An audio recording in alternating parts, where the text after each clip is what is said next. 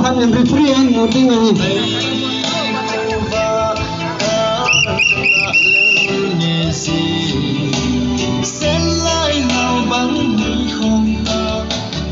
Hello.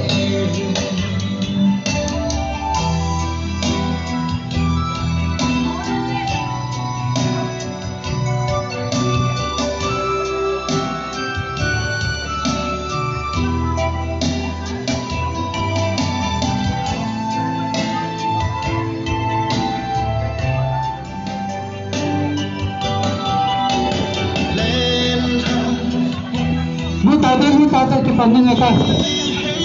Mu tata.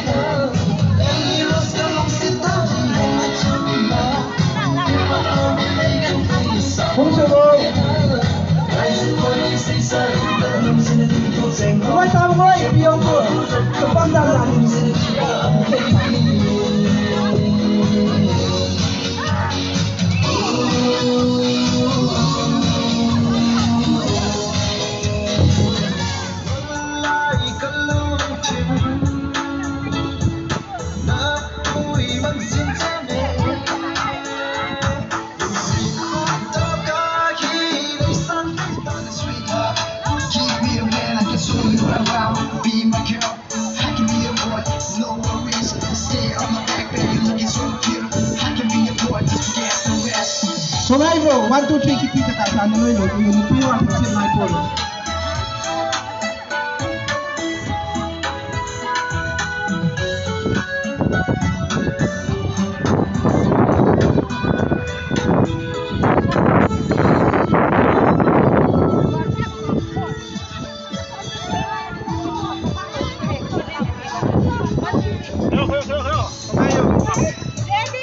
Jadi kau jaga lah Luffy. Dua orang. Okay. 1, 2, 3.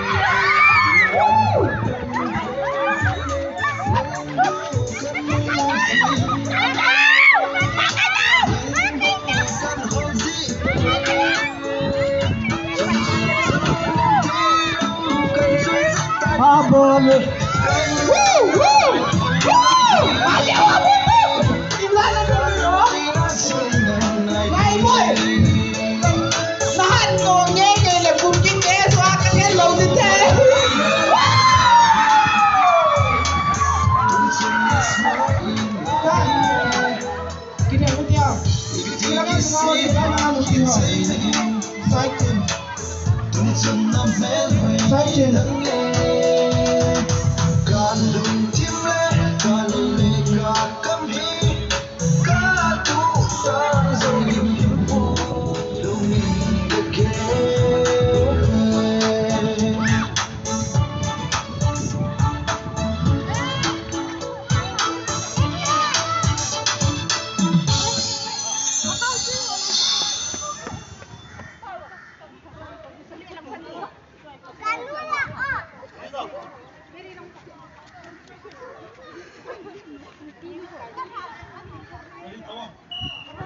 Okay.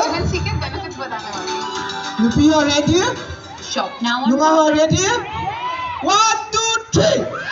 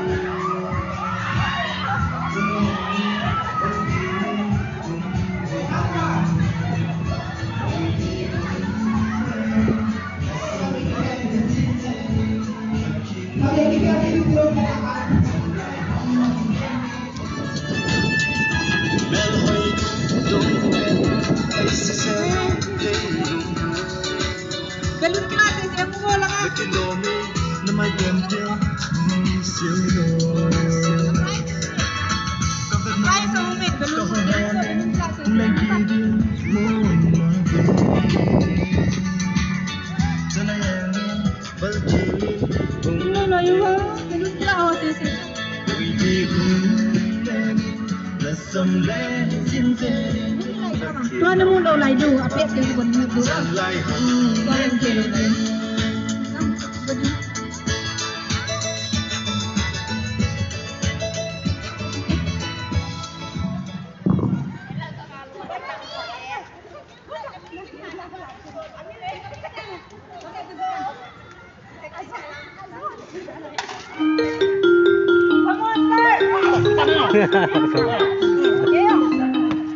Okay.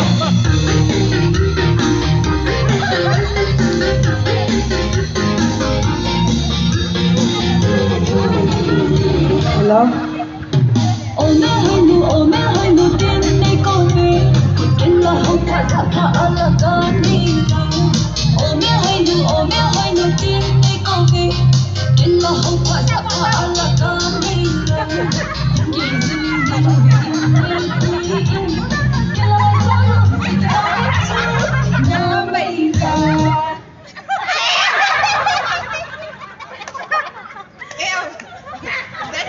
Rang dòng chặn á. Ama dòng chặn á.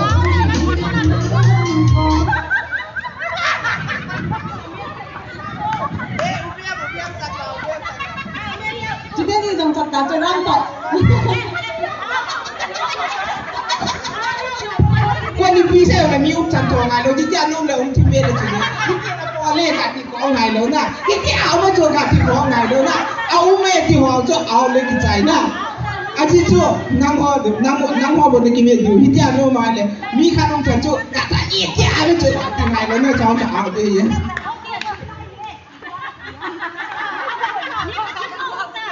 mi ong chan le chu chu la nam tin ta mi si ga tin no an nam tin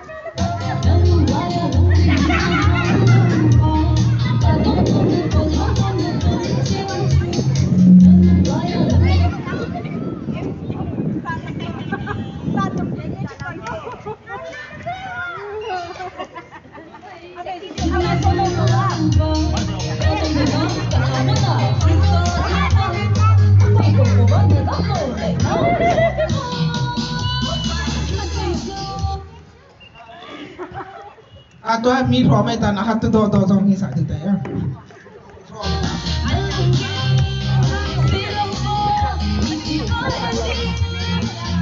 music hello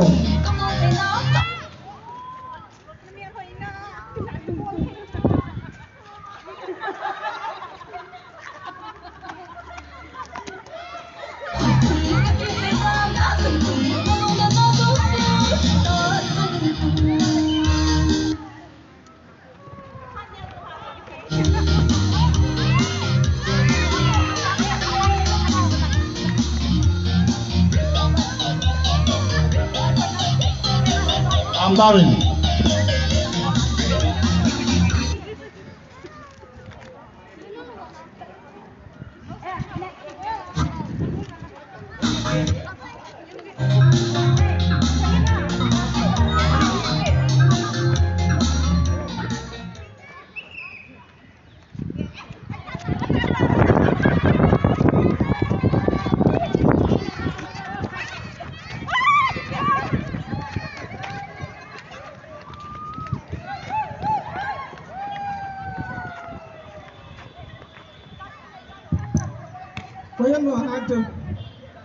Mita pha anu mina tu ni program ni chai di ko ni hita tule bang khazola ti na sa sini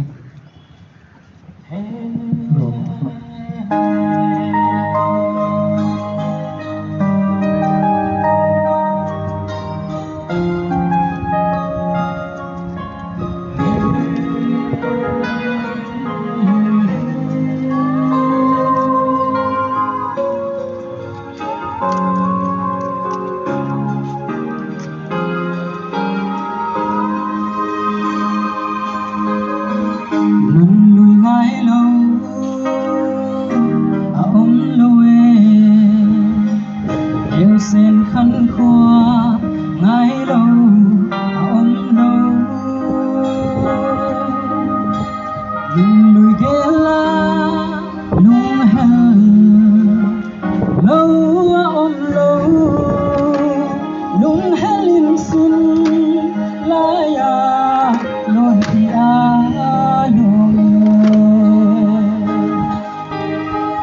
na Sui tâm men mùi hoa hình gì lại lắng nghe xem nam bừng lá dần có gió đi mãi đã xin thay lâu tay khó va trong in dòng cái nắng hình đèn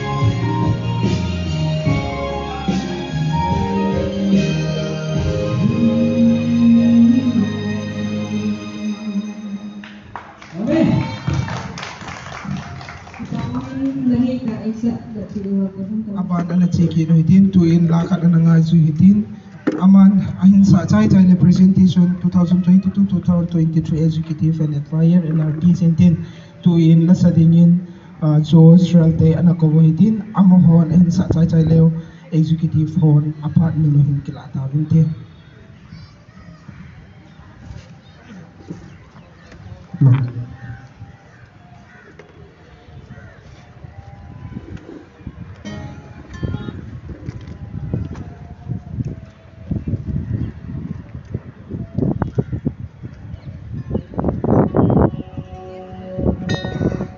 Hello. Hello, hello.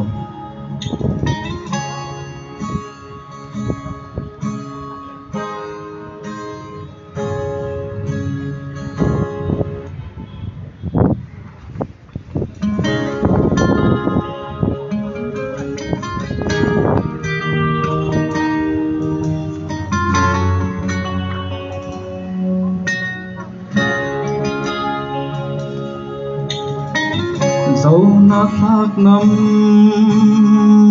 din suốt là khi yang dẫu rê ngàn ống lâu chắc cô luôn ăn làm lệ là cảm tin lấy công tung dầu lơ cần rong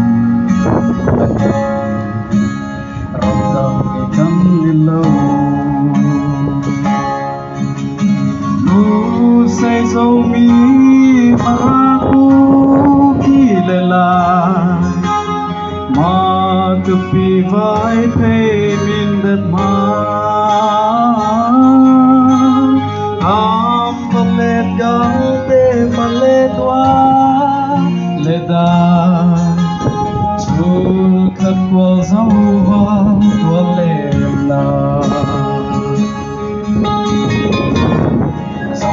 Dengan lena lu say dấu mi maraku kilela ma kepi vai pe min dat ma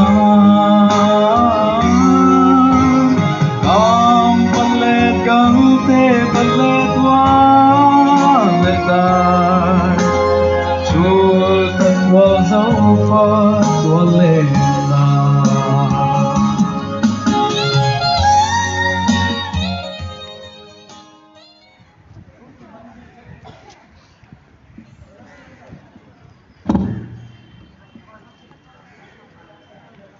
Aban he compare teni hen compare he golhang lalo social and culture secretary pu hen chule nonga khol neu hen nong se ten langa nang tin do pi hon lang hichi e hop do pi di ven advisor pi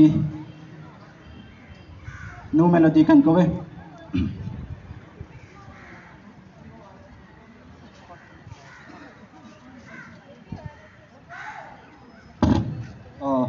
advisor pin long set ten price neng hop do pi wo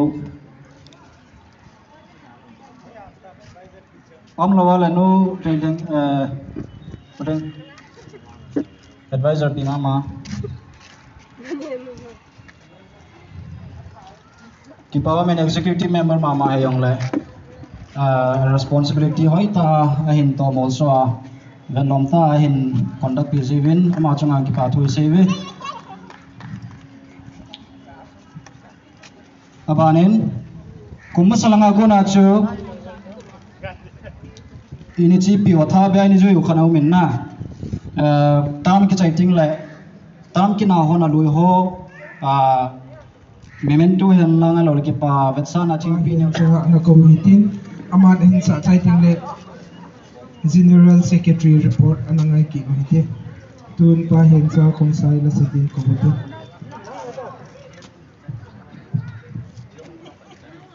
Hello.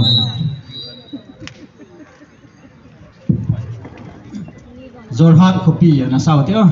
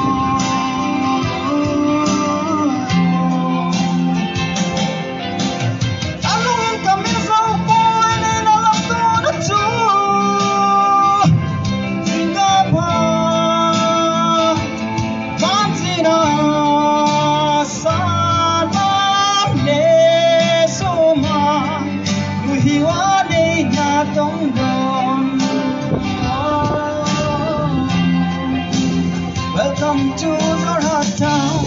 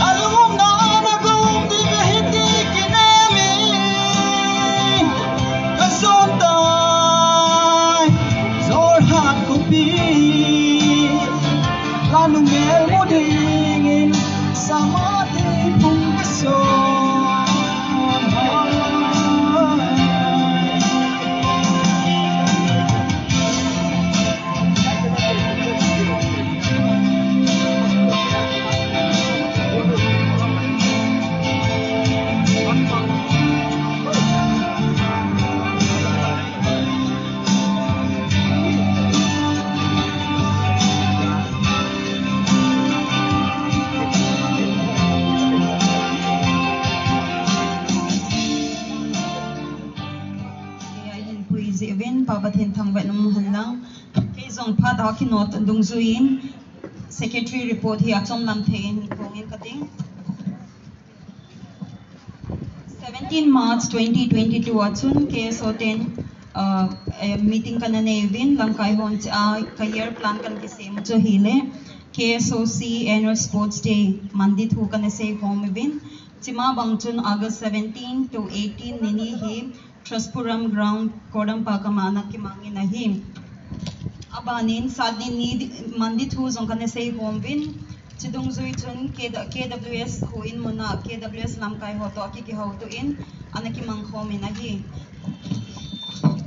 sadni ni chu ani chat ni nan ki man thei lo wangin 18 ni September in anaki mangi nahi aban le chawang kuthu manding azong ye plan in ki coin Chima Bangchun 1st November T Nagar Tyagarajan auditorium anaki mangin chachun member present to 507 hota bang anahi e abanin alina chun ye plan anaki same to laptop project anahin pathinlung sinin sponsor ho anaki holin pathinlung sin abangin mi pi ho ki phalna zalin laptop Dell laptop khazong chu chodo ina nahi tai abanin fund drive body thuzong kana sei home win year plan kana nevin Chima Bangchun fund drive hi ni be aniki ball loading tan aniki ball in ahi abanin foundation de mandit thuzong aniki sei home in Chima Bangchun pathinlung sin azalin tunizong akichai changeya 13 March 2023 hi laya mangtheya pathinei koita azibin papathin thangbai num hanlang abana tu kumsunga register hong ki board member ho hi 2 changeya hi 205 hong ki bolin chi chengchu tu chung keso 2022 akona 2023 report achom lang pena ka hindran se hi ka ki pa e